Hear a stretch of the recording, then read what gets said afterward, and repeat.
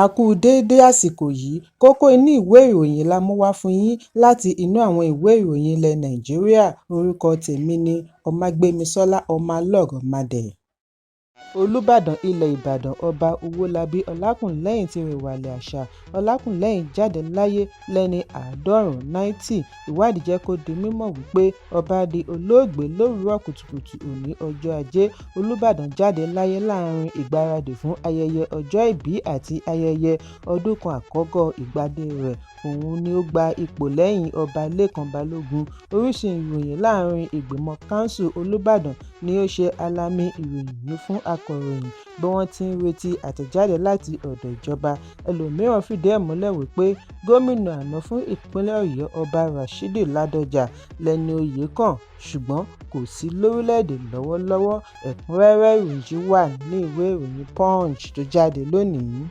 Aṣòfin tó ń ṣaṣojú gbùngbùn Kogi tí wọ́n ní kí ó lọ rọ́kúnlé Natasha Akpoti-Uduaghan ti ṣàlàyé wípé òun yóò bẹ̀rẹ̀ iṣẹ́ padà ní ilé ìgbìmọ̀ lọ́la ọjọ́ Ìṣẹ́gun lẹ́yìn àṣẹ tí ilé ẹjọ́ pa fún ilé ìgbìmọ̀ láti pè é padà sẹ́nu iṣẹ́. Aṣòfin yìí ṣe àfihàn yìí nínú àfihàn fídíò tí ó fi sí orí ẹ̀rọ abánidọ́rẹ̀ẹ́ Facebook lánàá bí ó ti dúpẹ́ lọ́wọ́ àwọn alátìlẹyìn rẹ̀ fún àdúrótì wọn. Èsì rẹ̀ yìí wáyé lẹ́yìn ìdájọ́ ilé ẹjọ́ gíga tó fìkàlẹ̀ sí ìlú Àbújá tí ó kéde wípé oṣù 6 tí ilé aṣòfin fún un láti fi rọ́kúnlé ti pọ̀ jù. Èyí tàpá sí ẹ̀tọ́ rẹ̀ láti ṣaṣojú. Adájọ́ Binta Nyako tí ó gbé ìdájọ́ ìkalẹ̀ ní ìgbésẹ̀ ilé aṣòfin kò lẹ́sẹ̀ ńlẹ̀ lábẹ́ òfin bí ó ti pàṣẹ kí wọ́n dá a padà ní kíákíá, ṣùgbọ́n ilé ẹjọ́ ní Natasha náà jẹ̀bi ìtàpá sí àṣẹ ilé ẹjọ́ pẹ̀lú bí ó ti ṣe àgbékalẹ̀ ẹ̀bẹ̀ yẹ̀yẹ́ satirical apology fún ààrẹ ilé ìgbìmọ̀ Godswill Akpabio lórí ẹ̀rọ abánidọ́rẹ̀ẹ́ Facebook. Ilé ẹjọ́ ní èyí tàpá sí àṣẹ tí wọ́n pa fún gbogbo àwọn tí wọ́n lọ́wọ́ nínú ẹ̀sùn yìí ní ọjọ́ 4 oṣù kẹta ọdún 2025 wípé ẹnikẹ́ni nínú wọn ò gbọdọ̀ rò tó lórí ẹ̀sùn tó ń lọ lọ́wọ́ láwùjọ tàbí lórí ẹ̀rọ abánidọ́rẹ̀ẹ́. Ìdí nìyí tí wọ́n fi ní kí Natasha san mílíọ̀nù 5 náírà owó ìtanràn lórí àfihàn tí ó ṣe. Bákan náà ni ilé ẹjọ́ bu ẹnu àtẹ́ lu ẹ̀ka ìbáwí ilé ìgbìmọ̀ bí ó ti rọ̀ wọ́n kí wọ́n ṣe àgbéyẹ̀wò òfin wọn láti lè wà ní ìbámu pẹ̀lú òfin orílẹ̀-èdè nítorí 181 days ni aṣòfin nílò láti fi jókòó fún ìgbìmọ̀ láàrin ọdún kan. Èyí túmọ̀ sí wípé oṣù 6 tí wọ́n fún Natasha láti fi rọ́kúnlé jẹ́ àṣejù. Ẹ̀kúnrẹ́rẹ́ ìròyìn wà ní ìwé ìròyìn Punch tó jáde lónìí. Ààrẹ Bọ́lá Tinubu ti ń pè fún àgbéyẹ̀wò tó lọ́rìn lórí ìṣèjọba, ìṣúná àti ètò ìlera lágbàáyé bí ó ti ń pè fún ètò tí kò ní ní mẹ̀kúnnù lára pàápàá jùlọ ní ilẹ̀ Áfíríkà. Nígbà tí ó ń sọ̀rọ̀ níbi ìpàdé BRICS tó ń lọ lọ́wọ́ ní Global South ní Rio de Janeiro lórílẹ̀‐èdè Brazil ni ààrẹ Tinubu ti ṣe ìkìlọ̀ wípé àwọn ìpèníjà bíi àyípadà ojú ọjọ́ climate change, ètò ìlera àti agbègbè yóò tẹ̀síwájú àti máa dí ìdàgbàsókè lọ́wọ́. Ìpàdé tí ààrẹ ilẹ̀ Brazil Luiz Inácio Lula da Silva ṣe àgbékalẹ̀ jẹ́ ìgbà àkọ́kọ́ tí Nàìjíríà máa kópa gẹ́gẹ́ bí ọ̀kan lára ìgbìmọ̀ BRICS lẹ́yìn tí wọ́n gbà wọlé ní ọjọ́ 17 oṣù kínní ọdún 2025. Nàìjíríà darapọ̀ mọ́ àwọn orílẹ̀-èdè 8 mìíràn láti jọ ṣiṣẹ́ tí wọ́n dá sílẹ̀ níbi ìpàdé Kazanu tí ó wáyé ní 2024. Nínú àtẹ̀jáde òní láti ọwọ́ agbẹnusọ Báyọ̀ Ọ̀nànúgà ní ìjọba Nàìjíríà ti ní ilẹ̀ Áfíríkà ní ìyà ń jẹ jù. Wọ́n ní ó yẹ kí ìdájọ́ òdodo wáyé lórí pín-ire láre kí ó lè ṣe àǹfààní fún ilẹ̀ Áfíríkà. Èyí ń wáyé bí ààrẹ orílẹ̀-èdè United States Donald Trump ṣe kan orílẹ̀-èdè 11 tí wọ́n wà níbi ìpàdé BRICS yìí lábùkù bí ó ti lérí láti fi àlékún ìdá 10 nínú ọgọ́rùn-ún 10% kú owó orí fún ẹgbẹ́ yìí níbi tí a ti rí Brazil, Russia, India àti China.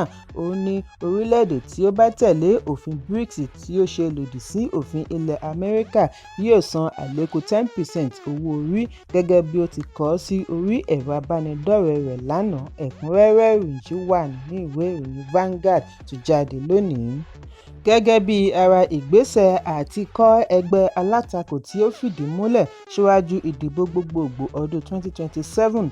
Ẹgbẹ́ òṣèlú African Democratic Congress (ADC) ti bẹ̀rẹ̀ fífa ojú àwọn olóṣèlú tó lààmìlaka mọ́ra láti ẹgbẹ́ òṣèlú PDP àti APC, bí ó tilẹ̀ jẹ́ wípé ADC ti gba PDP ní ìpínlẹ̀ Yobe, Gombe, Adamawa àti àwọn apá ibìkan ní ẹkùn àríwá. Ọ̀pọ̀ àwọn alágbára olóṣèlú tí wọ́n ti kàn sí ni wọn kò tíì fèsì. Èyí ń wáyé bí gómìnà ìpínlẹ̀ Borno Babagana Zulum ṣe dá àhesọ wípé òun fẹ́ darí àwọn gómìnà 5 láti APC bọ́ sí ADC nù. Bákan náà ni olùdíje du ipò ààrẹ láti Labour níbi ìdìbò ọdún 2023 Peter Obi ní òun ní àfojúsùn láti dáàbò bo ìfẹ́ àwọn alátìlẹyìn rẹ̀ pẹ̀lú àwọn alábàáṣòṣèlú rẹ̀. Nígbà tí ó ń fìdí ọ̀rọ̀ yìí múlẹ̀ lórí àwọn PDP tí wọ́n ti gbà mọ́ra ní Yobe, Gombe àti Adamawa, amúgbálẹ́gbẹ̀ẹ́ igbákejì ààrẹ ìjẹta Atiku Abubakar, Paul Ibe ní gbogbo àwọn ìgbìmọ̀ òṣìṣẹ́ PDP ní ẹkùn àríwá ni wọ́n ti darapọ̀ mọ́ ADC. Ó ní ìgbésẹ̀ àwọn tí ń so èso rere. Atiku yóò tẹ̀síwájú àti máa tọ́ wọn sọ́nà títí wọ́n á fi ṣàṣeyọrí. Ibe ní kí wọ́n wẹnu ilẹ̀ wẹnu ọkọ́, kí wọ́n wo àṣeyọrí tí àwọn ti ṣe láàrin ọjọ́ péréte, bí ó ti gbóríyìn fún ipa Atiku láti mú ìṣọ̀kan wà láàrin àwọn ẹgbẹ́ òṣèlú. Ó ṣe àpèjúwe rẹ̀ ní adarí tí ó lágbára. Bákan náà ni ó ṣe àpèjúwe ìpèníjà tí ẹgbẹ́ wọn ń kojú níbi tọkọ-tìyàwó tí wọ́n ṣẹ̀ṣẹ̀ ṣe ìgbéyàwó tí wọ́n ṣẹ̀ṣẹ̀ mọ ìwà ara wọn. Láàrin èyí ni mínísítà ìlú Àbújá Nyesom Wike kọlu mínísítà Benue àná tí wọ́n fi ṣe akọ̀wé ẹgbẹ́ fìdí-hẹ́ fún ADC, Rauf Arẹ́gbẹ́ṣọlá, kí ó jíyìn bí ó ṣe ṣe iṣẹ́ rẹ̀ sí nígbà ìṣèjọba rẹ̀ gẹ́gẹ́ bí mínísítà Benue.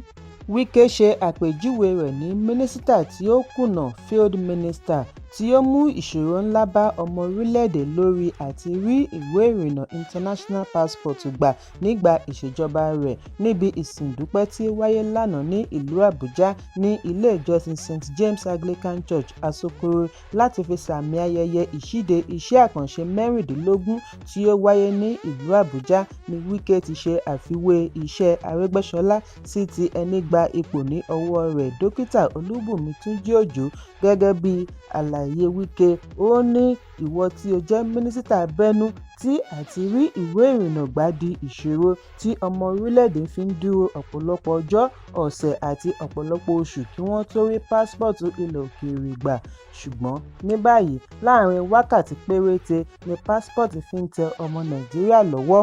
Ó wá ń sọ wípé inú ń bí ọmọ Nàìjíríà, inú ò ṣe ní bí wọn pẹ̀lú ìjákulẹ̀ tí ó kó bá wọn. Gbogbo àwọn àgbààgbà ẹgbẹ́ tí wọ́n tọpinpin dé ADC níbi tí a ti rí Atiku àti David Mark, gbogbo wọn ni Wike kàn lábùkù. Wike parí ọ̀rọ̀ rẹ̀ pẹ̀lú bí ó ti pe àwọn tí wọ́n bu ẹnu àtẹ́ lù níjà kí wọ́n lọ ṣe àbẹ̀wò sí àwọn iṣẹ́ tí ó ti ṣe kalẹ̀ sí ìlú Àbújá, ká wá wò ó bóyá Àbújá ń ṣiṣẹ́ tàbí kò ṣiṣẹ́. Ẹ̀kúnrẹ́rẹ́ ìròyìn wà ní ìwé ìròyìn Vanguard tó jáde lónìí. Ilé-iṣẹ́ apínnáká ìlú Jos Electricity Distribution PLC JED ti lérí wípé bárẹ́kè ọlọ́pàá kò lè rí iná lò àyàfi bí wọ́n bá san gbèsè owó iná.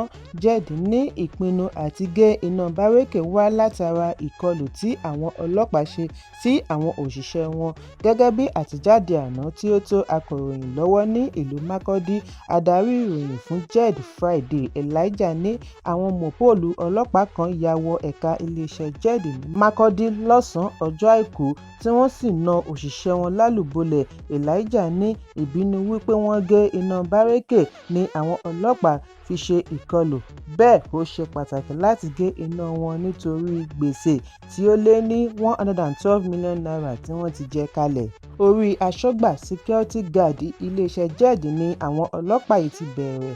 Wọ́n nà án ní àlòdákú, wọ́n tún dá àpá sí i lórí. Ìgbésẹ̀ tí ó kàn báyìí ni láti kọ ìwé ránṣẹ́ sí ọ̀gá ọlọ́pàá yányán fún ìfẹ̀hónúhàn àti kọmíṣánná ọlọ́pàá ìpínlẹ̀ Benue lórí ìkọlù sí àwọn òṣìṣẹ́ wọn bí wọ́n ti lérí wípé nínú òkùnkùn ni bárẹ́kè máa wà àyàfi bí wọ́n bá san owó iná wọn. Nígbà tí ó ń fèsì sí ìbéèrè akọ̀ròyìn, alukoro ọlọ́pàá ìpínlẹ̀ Udeme Edet ní òun kò tíì gbọ́ àkọọ́lẹ̀ lórí ìṣẹ̀lẹ̀ yìí. Ẹ̀kúnrẹ́rẹ́ ìròyìn wà nínú ìwé ìròyìn Punch tó jáde lónìí. Alága iléeṣẹ́ orin Marvin Records Don Jazzy ti ṣe àfihàn wípé òun kò ní àmúmọ́ra àti dúró ti obìnrin kan. Lórí ètò Nancy Isime ni Don Jazzy ti ṣàlàyé wípé bí àwọn kan ṣe lè jẹ́ olótìítọ́ sí ìyàwó kan, òun kò ní irúfẹ́ oore-ọ̀fẹ́ bẹ́ẹ̀ nítorí òun ṣì máa tún wo obìnrin mìíràn níta, òun ìbá ti gbé ìyàwó sílé. Don Jazzy ṣe àfihàn pàtàkì láti jẹ́ olótìítọ́. Ó ní ṣùgbọ́n òtítọ́ òun lè lé ẹlòmíràn jìnnà. Don Jazzy ṣe lálàyé wípé òun kò lè máa fẹ́ ẹnìkan kí òun máa sọ fún un wípé òun nìkan lòun fẹ́.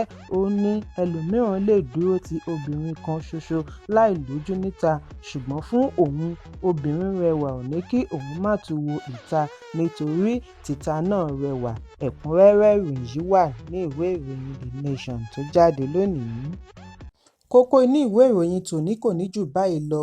Ẹ pàdé mi ní ìrọ̀lẹ́ fún àkọ́tún ìròyìn. Kí a tó lọ, ẹ má ṣaláì fi àkíyèsí yín ránṣẹ́ kí ẹ sì bá wa subscribe sójú náà wa lórí YouTube kí kókó inú ìwé ìròyìn lè máa tẹ̀ yín lọ́wọ́ ní kíákíá.